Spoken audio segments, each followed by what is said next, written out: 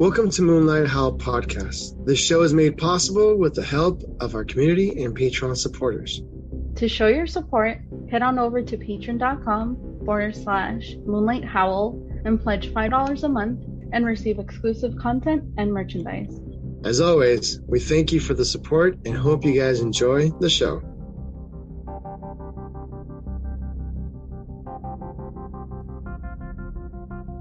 Hey everyone, I'm Carmen. And I'm Tony, and welcome to Moonlight Howl Podcast. Join us as we explore horror movies, TV shows, haunted attractions, local events, and share real horror stories from listeners like you. Listen, if you dare. Hey guys, so we came up with the idea of creating a horror podcast that not only had reviews on TV shows or films, but included local events happening around SoCal and featured a way to interview local guests. Whether you have side hustles, looking for exposure to have a horror event happening in SoCal, we would love to have you on the show. Hey Tony, so what have you been up to lately?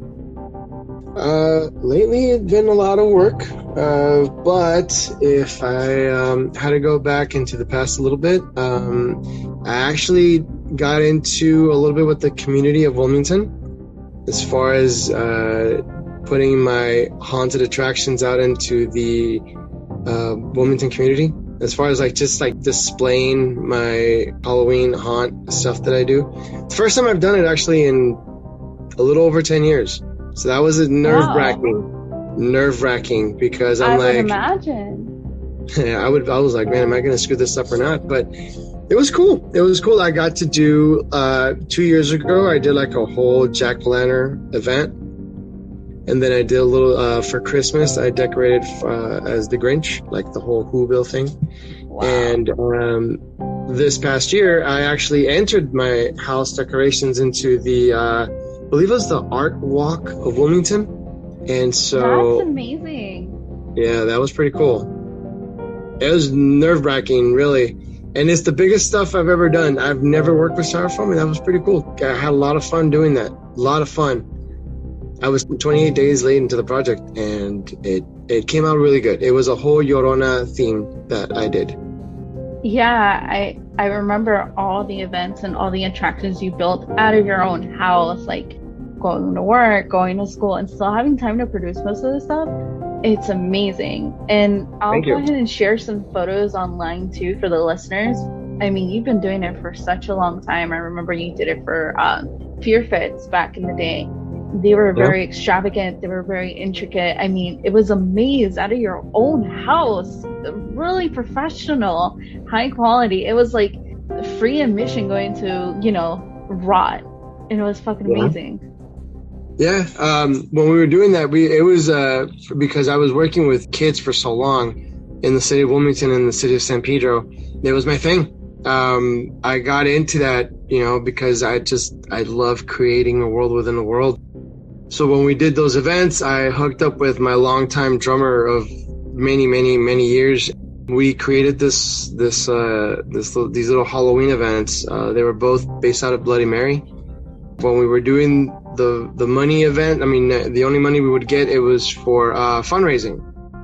At the time, it was a school called St. Mary Bethune Elementary, a school for homeless children, while parents get back up on their feet and try to do good with their lives for their kids. And so the money that we were fundraising was for bus passes for the kids to continue going to school. And after that, we donated some money to Operations Christmas Child. We did something like that. It wasn't much money, but when one of the events, I think we were able to fundraise close to $300, I think it was. It wasn't much, but we did whatever we could to donate. Wow, that's amazing. I remember when you did Operation Christmas. I was a part of the first one, and that was pretty awesome. Yeah, it was really cool. Fun.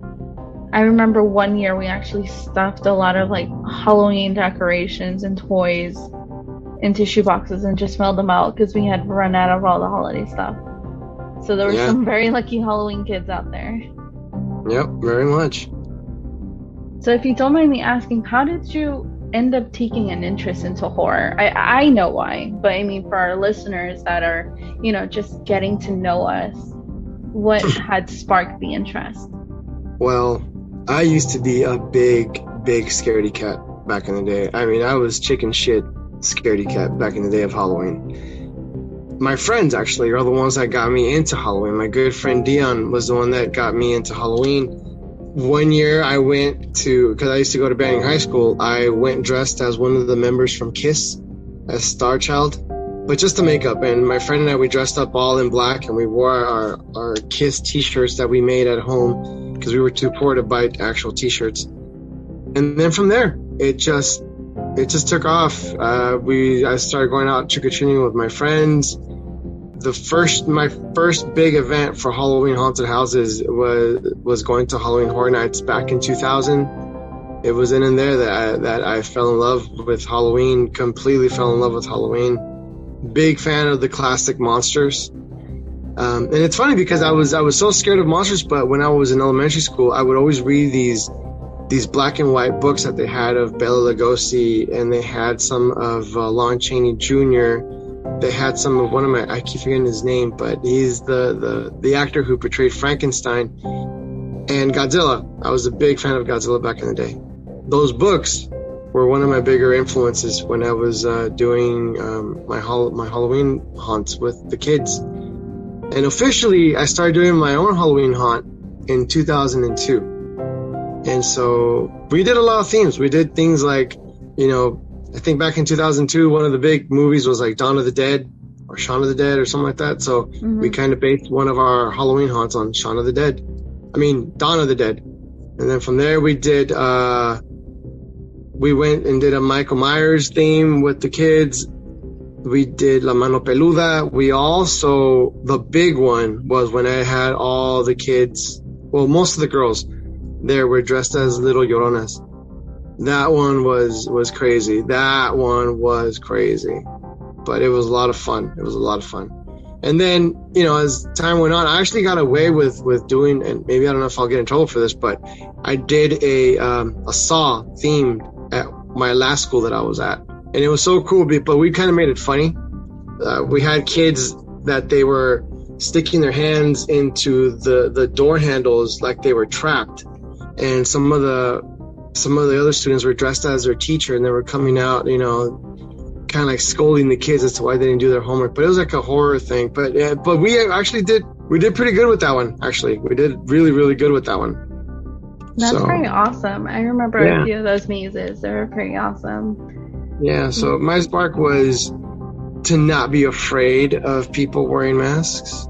That was one big inspiration for me to do stuff like this, and to also create a world within a world is what I like to do. I like to create a world within a world. I like to, just for a second, if I can have people just escape for a minute or two out of the BS of life and stuff. I really like to do that for people. I also like to, have good times with good friends and create stuff and come up with innovative ways to scare people.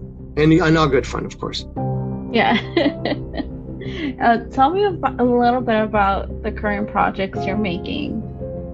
Okay. Well, currently right now, we're doing a little musical project. I've been having 2 different bands. And I finally decided to do a little solo project last summer because of some health issues I've been having, a little personal information there, but I wanted to do a little something different. And at the same time, I was doing my own solo music project for Dead Sirens and Silent Radio Waves. And it's kind of like a post-grunge, new wave type of project that I'm doing. And I'm dedicating, actually, it was supposed to be just a 5-song project for the 5 of the strongest women that I've had in my life that have been big influences since I was a kid. And it turned out to be more than just that. So I am dedicating a song per person in this project, and then taking a little break from Halloween at the moment, but it's just to recharge my batteries. I'm actually thinking about doing, maybe this year, if I enter the contest for the art walk of Wilmington, a Bride of Frankenstein type maze. But I was thinking maybe having like a little masher, you know, like Bride of Frankenstein meets La Llorona, meets Bloody Mary, meets Wolfman. Oh, that would be awesome. I don't know, something like that.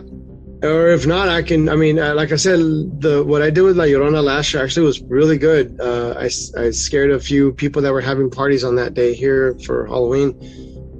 I scared them with the wailing of La Llorona around here in the neighborhood. And I would always do that. Fridays, Saturdays, and Sundays, I would put the audio recording of La Llorona from fucking 6 o'clock and since when I got off of work, and I would stop playing it like around 11 o'clock at night or 12 o'clock midnight. Or sometimes I would turn on the audio at 12 o'clock midnight and I would turn it off, you know, like I would just randomly turn it on throughout the night. So you were that neighbor. I was that neighbor. So yeah, those are the projects right now. I have a couple, like I said, a little bit more musical thing going on right now at the moment. And I hooked up with a good friend of mine. His name is Alex Escobar. And he's a goofball just like me. And he's my guy, man. He's the guy I'm always coming to make some sort of audio recording as the Joker or as some sort of sinister clown or ringmaster. And I mean, we improvise a lot. There's nothing that we record that's always scripted. It's always improvised. And I love it because it's raw. You're getting it as you're listening to it, you know, it's right then and there. So we're going to do something for podcast. We're working on something for Chris Hannon, a good friend of mine, composer extraordinaire. Fucking, he's the king of horror. And I also want to throw a big shout out to Miss Shar. You are the queen, ma'am. You are the queen of horror. She is the mama bear of horror. She is the mama bear. Nobody can take her mantle. And so we're gonna do something. I don't want to give out what I'm gonna do for Chris right now at the moment, but it's something I got a little something up my sleeve for his story time that he's gonna be doing. I know he has I'm pretty sure at any minute he's gonna come up with one of his poetry readings or his storytelling pretty soon. So I want to kind of surprise him with a little project that I'm gonna do for him. Man, his poetry is sick. He has some sick looks there. And he has some really awesome projects. I mean, I follow Chris since Rot. Man. Yeah. I've known about Chris since like 2011-ish. And I finally got to meet him back in 2016 when I broke my foot. I went out there. I was refusing to sit down and not do anything. And so I went out there with my knee scooter and I bumped right into him, and the guy was so tired for that night. He was just beaten to shit tired, and he still took the time to like meet up with me, ask me how I'm doing. You know, we had a good maybe 10-minute conversation out there, but you know, he took the time to take a couple pictures and sign a couple autographs, and he was really cool, man. I love that dude. Yeah, he's amazing. I still bump into him when I go to local conventions. I think the last time I saw him was probably was it the Monster Palooza? Monsterpalooza. There you go. Yeah. Monsterpalooza. Yeah. I mean, he was out there just as a patron too, but I mean, anybody that goes to all these haunted houses and haunted attractions in Southern California knows Chris Hannon. And if I'm gonna throw if I'm gonna throw a shout out to Chris, I also have to throw a shout out to Gradley. He's an awesome actor at Rot. He's a good friend. Haley also, she's awesome. She takes things to the next level, like super. We've become good friends. She's really awesome. And I also want to throw a big shout out to the owners of Rot, Mary and Bruce. You guys your mazes are just amazing, man. And thank you for having me once in a while to help you guys out. They're amazing. At the end of every maze, I still want myself. You think you're home free, but nope. They get you every time. Well, they get me every time, so they do give you your money's worth when you go. Yes, they do. They do. Yeah, but you gotta take a pair of running shoes when you go. I feel like when I take running shoes, it helps me. They're long mazes, so you're in for a treat. Yep, and they're worth every dollar. They're worth every dollar. They are. I mean, if you can upgrade, always upgrade your pass. The other thing I was getting into, and hopefully we'll have her on the show too, is I want to get Sabrina Hernandez. She's a director for the Wilmington Art Walk community out there, and I know she's been wanting to do some sort of Halloween haunted house event here around Wilmington. We spoke a little bit about it, and you know, she's asking me if I'm interested in directing one, if the funds are there, if we can get the funds to start one. She would like for me to direct it or help produce it in some way, somehow. You heard it here, folks. Gonna bring a bunch of smiles and a lot of frights. I told her that there's only one way I'm doing this, and she was asking how or what, and I said the only way I'm going to do this is if you fucking get me a bunch of chainsaws and a flamethrower, and we're in business. So she says she's going to see what she can do. That'd be amazing if she could. And I mean, you know, it's not to be cocky, but there was, I mean, I thought I was taking things to the next level last year for Halloween, but there were some really cool contestants back in 2020. I got to see some of the mazes, I mean, like the decorations out there for Wilmington, and it's pretty cool, man. If I'm talking too much, I'm sorry, but I gotta brag about something about Wilmington. So back in the 80s, okay, like back in my era, there was a side of Wilmington, like where St. Peter and St. Paul area is at. For those of you that are from Wilmington, yep. Back then, that area used to be the shizness for Halloween. They scared the living crap out of me. I still pass by one of the houses every once in a while that I almost like just piss myself because it was that good of Halloween decorations that they did. And I mean, we had no filter back in the day, man, to like do that. And I'm talking about back in like 87, 88 era. It was really intense back then. You know, I kind of want to help out with that. I want to bring that back to Wilmington. I'm hoping, and I encourage anybody out there that does Halloween decorations to continue doing it.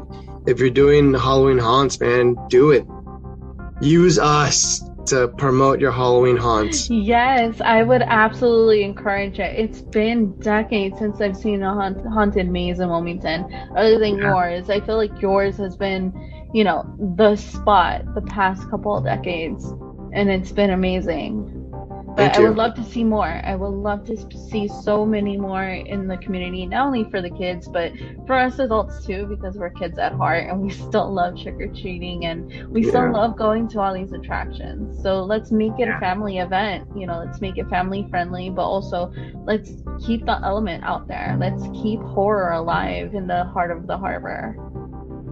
And, you know, one thing I would like to say to the community of Wilmington, and any community really, is, you know, it's one thing I've always preached. I'm still going to preach it probably to my last breath. I'm going to preach this, is that if there's ever any kid, even with adults, or if you see adults out there that are trick-or-treating, man, let it be. Let them do it.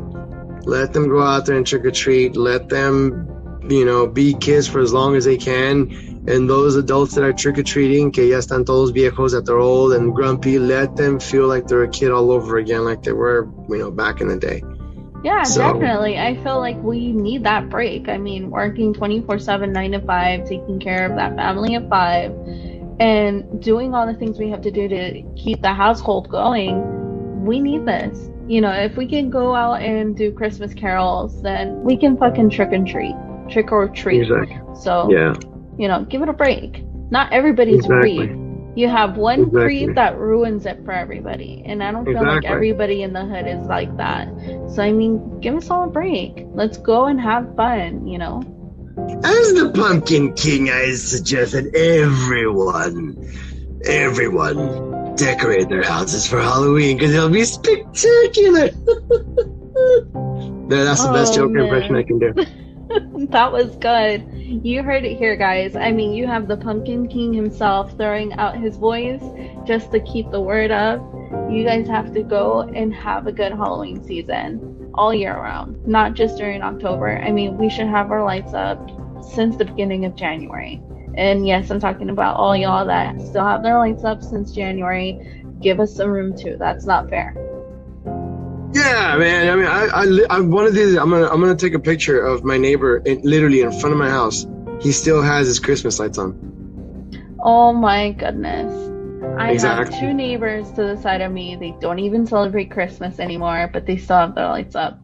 Either take it down or put them up and leave them on. I mean, if I can have all my Halloween decorations up till January, I mean, I should still leave my lights on too without being bothered. So I have a question for you, Missy. Maybe it's just an opinion. Maybe I can get your opinion. So I was thinking, would it be cool to continue on with my Grinch story here at Wilmington, or should I try something different? And I do have something in mind now. If I tell you, you're going to be like, ooh, but I don't know how I'm going to do this for the life of me, but I'm going to try 1 year. I have to try at least 1 year. I was thinking about actually doing something with Harry Potter for Christmas. I am so down. I would love to help paint something or do something. Sign me up. Yeah, I was thinking about doing like a what's this look like the front of the train? You know, the big Hogwarts train. Express. Yeah, the Hogwarts Express. Sorry, I'm not too much into. You're good. You got me. Into all the nerdy stuff of Harry Potter. I know someone's out there's gonna be like, asshole, how can you not know anything about Harry Potter? Well, I don't. But we're gonna give you this opportunity to teach you. It's fine. Everyone's gonna leave their suggestions and tips in the comments, and we're good. It's gonna be a learning experience. Don't worry. But I 100% want to be on board. Yeah, if you give me a little paintbrush, I would totally paint. I would love it. Right? Yeah, no. So yeah, I was thinking something like that Hogwarts thing.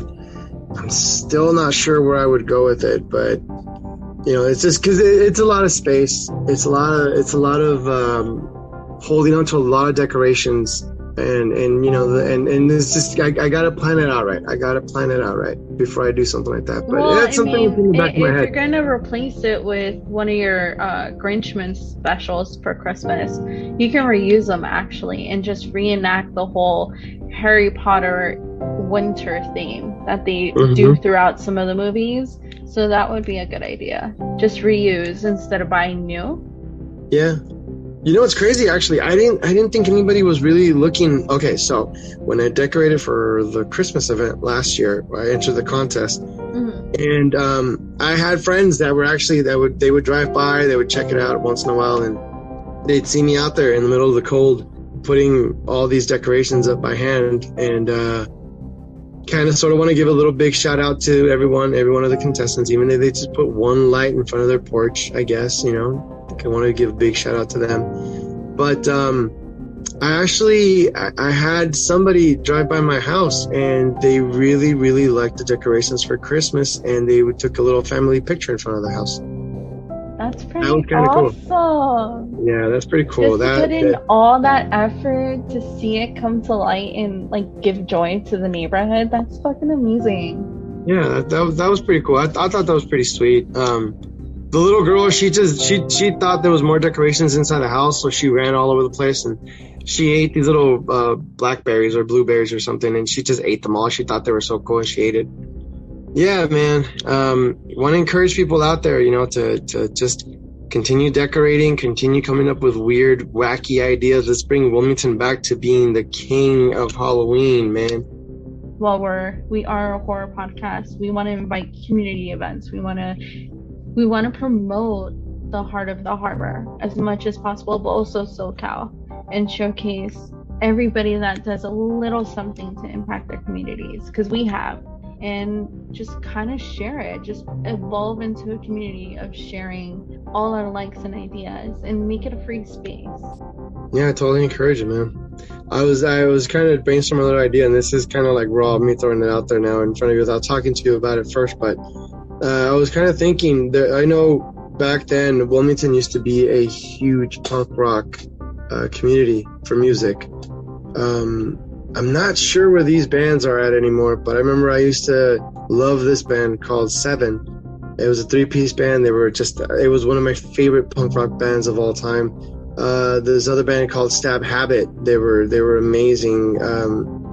And I actually was thinking maybe closer to the Halloween season, we can probably encourage if there's any punk rockers out there or any musician really that can come up with like a creepy theme song for the show. Maybe we could, help them promote around here. I would absolutely love that. It doesn't even have to be Halloween themed. I mean, if they have a really good song, I would definitely feature it. Why don't we just leave it up to the listeners? If you're out there and you have either a heavy metal, death punk, alternative band, take this opportunity and make us a song, and we'll feature it on the podcast and on the website and on our social media. For now, we're tinkering with what we can, but I mean, obviously, we would want to promote a local band as much as possible. So go ahead and give us a shout. You can email us at info@moonlighthowlpodcast.com, and we'll see what you got, and we'll consider putting you guys on the show. Nice. So what got you into Halloween, Carmen? Well, I was a kid and I grew up watching movies, old school 1920s, 1940 movies. And my dad was a film collector back in the day. One day he actually came back with a few video cassettes, and I'm talking about VHS, the Classic Dracula. Now this is the old one, the one in Spanish, the one that they filmed at Universal Studios in the dark, and it was just 10 times more scarier than the one they dubbed in English. And I just fell in love with it. And then it progressed into watching Frankenstein and all the original, Universal Monster classics. And then I really fell in love with Jeepers Creepers and how creepy that was. Kind of evolved from there, and I just loved a little bit of the cinema because of my dad. Nice. And then it went into joining you on Fear Fits and helping you with the costume and setup design. And then just doing, event coordination and planning for a bunch of other haunted attractions in SoCal. And it's just grown from there. It's just been one project after the next, but I've always loved Halloween, and I loved the history of it. And I also loved what it brought to a community, because we hear on the news a lot about how horrible the holiday is, but in reality, when you're out there, you see the spirit, everyone coming together and giving out candy, helping a neighbor put up decorations, but also going out and making it into a family event. And that's what I've always loved. Okay, in your opinion, what's your favorite horror movie of all time? The Frankenstein movie by Shelley Murray. The reason why is because it gave a cinematic element to the novel. I grew up reading the book, through school and for leisure, but I felt like that was really the only movie that kind of came close to the novel. Visually, it was great. Yes, it had a big blockbuster cast, and some people will debate that, the actors didn't do the characters justice, but for me, just to see the novel, up on the screen was a big thing for me, You want to know a little fun fact about the horror movies, about the classic horror movies? Mm-hmm. So if you look in the last 20 years, we've actually gotten new renditions of the classic movies out already. For example, the Dracula that came out in 2013, I believe. It was 2000. Yeah, it was 2013. No. Dracula. And then which one? Ah, my God. There's more than one. If we're talking about Dracula Untold, then no, you got your dates wrong. That was a little recent. No, there's another one. But if we're talking about, there's so many. We're talking about the Bram Stoker film with Keanu Reeves in there, and Winona Ryder, and Dracula Untold. That's the movie, the one that came out in 2014. And then we also had I, Frankenstein, that came out not that long ago. Okay. You never seen it? I've never seen it. The trailer just didn't really speak to me as much. I've really loved, there was an old 1960 film called The Brides of Dracula, and I feel like it was really good. Yes, it was very simple and very minimalistic when it came to the cinematics, but I feel like Van Helsing actually mirrored some of the elements from that film. with the brides and the characteristics and their mannerisms. So for Right. me, that I really like that film. I am, to this day, I'm still a huge fan of the Underworld series. Huge. Yes. Have you seen Evolution yet? Yeah. And I've Underworld watched Evolution? all the films actually. Oh man, I liked it, but I feel like they shouldn't have stopped there. I've always wanted it to like grow exponentially crazy, kind of like how Supernatural did, and for it to kind of branch out and explore other aspects. But I mean, I felt like it did do it justice with the final movie. Yeah. Another one that I want to see, and people are gonna hate me for this, is Blade. You haven't seen them? I've seen Blade, but I just would like to see more of it. I feel like the 3 movies weren't enough. The last one, it wasn't that great. It was your very cheesy early 2000s wacky. I feel like they could have done more when it came to the costume and set design and creating gadgets back in the day. And I was like, that is crazy. Like, I wish they would have put more thought into creating some of the gadgets on that last film. Right. Yeah. All right. Let me ask you another question. What's your favorite slasher films? I have to say Texas Chainsaw Massacre, but I'm talking about the first one, the original film. The original film? Okay. Yeah. Respectable. Only Nice. because the writing was pretty great, but also just the amount of blood they used. That was the first film I ever seen with so much blood, and that kind of took me away. And I was like, yeah, that's fucking gory. I mean, I was scared myself. But comparing the old one to the most recent one, I feel like it'll never get old. It's one of those that'll watch on repeat over and over, and I'll never get tired of it. I know a lot of people will have other opinions. That's fine, but I mean that's the reason for me. You know, I've always liked the originals, the old cinematic, that type of thing. I enjoyed the 2002 version. That Really? one, yeah, I loved that one. I mean, I was kind of backwards. I started off backwards. I started off watching the 2002 version, and then I watched Texas Chainsaw Massacre at the beginning when that one came out, like 4 years later. And then after that, I watched the original one years after. I finally got, because when Blockbuster was around, right? They didn't have that. Yeah, they didn't have that back in the day. It was always being rented, so I finally got to watch it. And it was cool. I liked it, but there was just something about, I don't know, like the original one took you to places not so much with monsters, but how an actual human being could be. You know? Totally. And when I saw the remake, they hit every spot, but it was like in your face, and I thought that was intense, man. That was intense. I mean, I didn't get to watch it at the theaters. I watched it here at home with my brother, and we were just tripping out. But I like that one a lot. If we go with Texas Chainsaw Massacre, I like that one. I like a lot of the new remakes, actually. I don't like a lot of the, like, where they kind of take the story a little too off, like Jason and outer space kind of thing.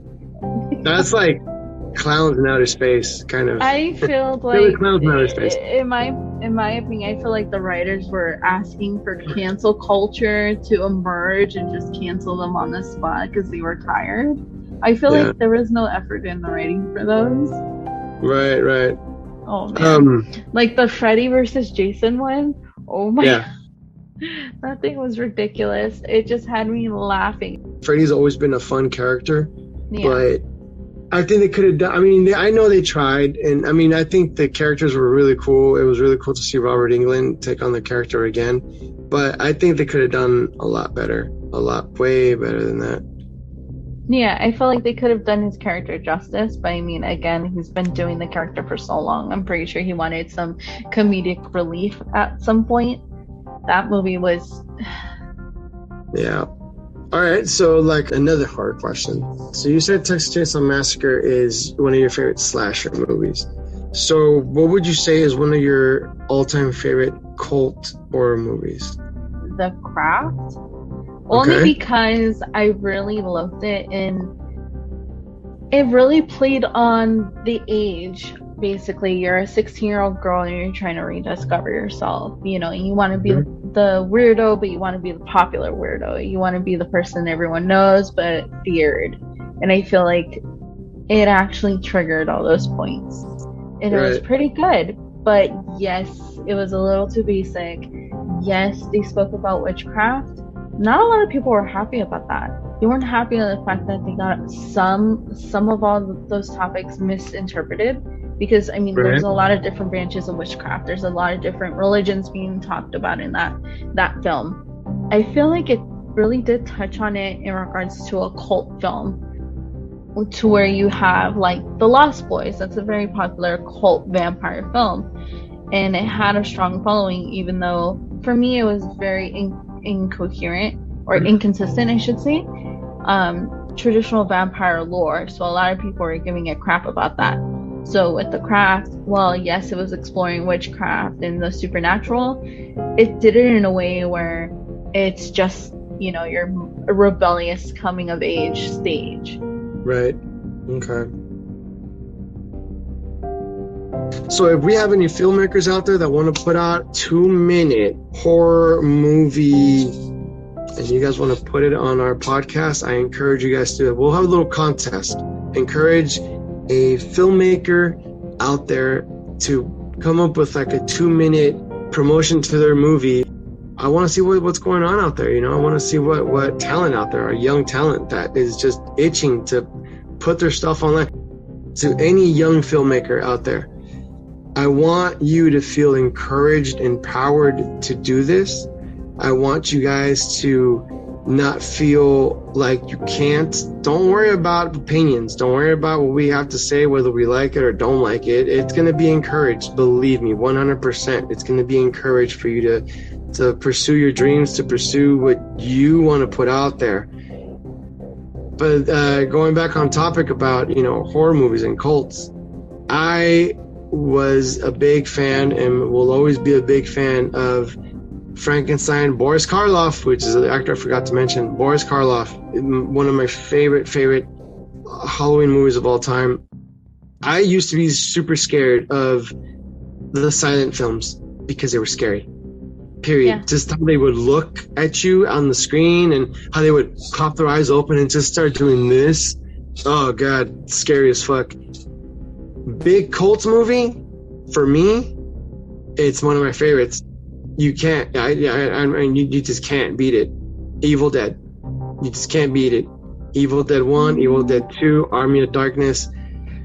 It had it all, man. It had comedy, it had gore, and not only that, when they did the remake with Freddie Alvarez as the director for the new Evil Dead, I think that actually made me like just turn my head like, oh God, I can't watch, because it was just so gruesome. He was able to put 2 movies together into one, and I'm still waiting on him to bring out his version of Army of Darkness. I mean, Ash versus Evil Dead, you know, some people don't like it because it was such a perverted show or whatever he did, but it was just, he's a classic character. I know, and my favorite suspense horror movie would be The Strangers. I hate the shoot part in the movie because why do women love to be barefoot? It is beyond me, especially in horror movies. It is beyond me why they're always barefoot. And in that movie, the guy is like, wear your shoes. And she's like, what? And there's a part of the movie where they're running and she hurts herself. If I'm ruining the movie for anybody, oh well, spoiler alerts, because you guys had 14 years to watch this movie. Yeah. And my favorite slasher is Michael Myers. My favorite version of Michael Myers, and I know everyone's gonna be like, what? But my favorite version of Michael Myers was the Rob Zombie version. Okay. Period. Yeah, it was enjoyable. When you see the first one, even though there's real, but you're not supposed to give a background story about Michael Myers and this and this and that. Well, you know what? It was his movie. He made it his own. I loved it. I loved that 6'7" freak of nature, that unstoppable force. I mean, dude, you come on. For the first time ever, I was actually afraid of Michael Myers. I was never a big fan of macro. Even when I saw the first one, I was like, okay, whatever. When I saw this version, I was like, holy shit, dude. If you showed up at my doorstep, I'd be scared of freaking out. I mean, I'll take a selfie before you kill me, but yeah, I'd be freaking the fuck out. Would you really take a selfie? I mean, I would take a selfie before he killed me, dude. Like, I would be like, whoa, hold the... let me take a selfie. Okay, wait. An enjoyable horror movie that I loved a lot, and I still love because I'm a big fan of World War II, Frankenstein's Army. If you guys have not watched that movie, I recommend it. It had... PlayStation 3 was really big for the World at War games. I love that movie. And also there was a big influence of Silent Hill in that movie. Loved it. I didn't know that. I gotta watch it. Yeah. Oh, and then and if you've not watched it, I strongly recommend anyone to go watch The Autopsy of Jane Doe. A fan. I watched it twice. It was that. It's a good movie, right? It is. One of the new horror movies. I am not a big fan of this cult following now, of like The Witch, because the hype is so big, and then when you watch it, you're like, what the did I just watch, dude? Like, what? I went to go watch The Witch for my birthday a couple years ago with my good friend Floor. I did not like The Witch. I'm sorry. I thought it was going to be good. I thought, honestly, the hype was, going to be it, but it wasn't even worth it. I mean, I did not like it. I was so lost throughout that movie. To watch a fucking goat stand up and then touch the girl from the shoulder and then say something, I was like, I waited 2 hours for this? Like, no, I'm done. It was ridiculous. I mean, the suspense wasn't even worth it. I was like, what the fuck what are we doing? You know what was a good movie, actually? It was, story-wise, horror movie story-wise. I mean, you can't go with some of the classics also, like Interview with the Vampire, Queen of the Dam. You can't go wrong with, Dracula, period. What's the actor's name? The original one that played, Willy Wonka. Oh, are you talking about Young Frankenstein? Yes, with Gene Wilder? Yes, Gene Wilder. Yeah, Young Frankenstein. I've yet to watch that movie. I've yet to watch it. I gotta have you over. I have the DVD. Let's do this. We're gonna do a YouTube live recording and watch and critique the film. I love that film. And I want to throw a big shout out to you because I know you've been working on this for, off and on for a couple of years, and it's finally coming to fruition. So congratulations. I know. Congratulations. It just happened. It was off and on, and now we're here. Yeah, and I mean, you're making it come true. And I'm proud of you for that. Very proud of you for that. And long story short, this whole podcast started with our midnight runs, going to haunted attractions, concerts, shows in the LA Harbor, to going to a little coffee shop in Wilmington and ordering 3-4 cups of coffee and just talking about horror nonstop. Yeah. And I remember that because, the late nighters would crowd around our table and just listen to us debate and talk about reviews and stuff. And I was like, this would be really cool as a radio show. And that didn't happen because our contact fell out. You know what? Let's just make it happen. I'd rather go out there and say, I gave it my all and I did my best and I tried, than regretting it and saying I never did shit about it. Yeah. Yeah, and that was encouraging for me. I mean, throwing a little bit out about myself, I know I promised a lot of people that I was going to do a haunted house for many years. And it wasn't that I didn't want to do a haunted house. I just wanted to play my cards right, because to do a haunted house, guys, it's not easy, man. It's not just, I want to do a haunted house and I want it to be done like this, like this, like this. I mean, you have to know what your vision is and how you want to present it to the people. And at the same time, take your idea to another level, but, keep working on that idea every year and making it bigger and better and better and better till you perfect it.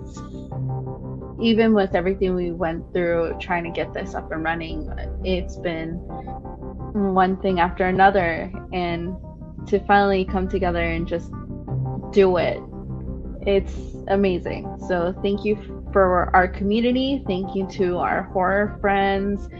This episode could not have gone live without your tremendous support, your words of wisdom, and your encouragements. And we really want to see how this podcast grows.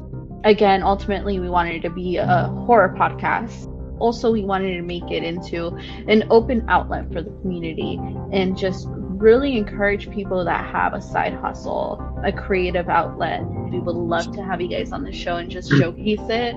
I mean, we can create a community calendar and have it on the website for all to see. If you want something to do on the weekend, we can definitely give you a couple events that are happening in the LA Harbor, so keep it within the community and support one another. I definitely want to throw a big shout out to you, first of all, for being the creator of the show and, having this great idea. And I think it's awesome that after so many years off and on of discussing it and, having one idea, having another idea, it finally came to fruition for you. There's a lot of reasons why I wanted to continue joining on with this, even if it's nice to be on this project, this journey with you, and I hopefully, we can take it to the next level. Any musicians out there that want to promote their music, this is a place to do it. If you have a horror story that you want to tell, that, you want to record yourself, you can give it to us, you can type it, you can speak it. I will definitely read it for you, or I can have one of my kooky, wacky characters read it for you. That way we can keep your identity anonymous. That's fine. Just go ahead and email us. We'll definitely get your story on there and, maybe even do a little skit about it. I definitely want to encourage a lot of the youth out there, man. This is going back with Halloween.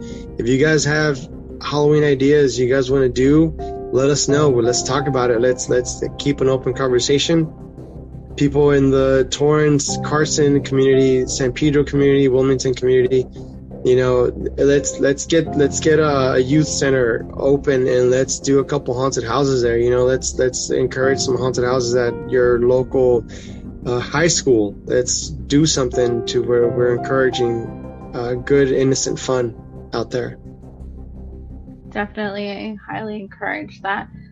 So if you really like the show, go ahead and give us a shout out. Our email is info@moonlighthowl.com.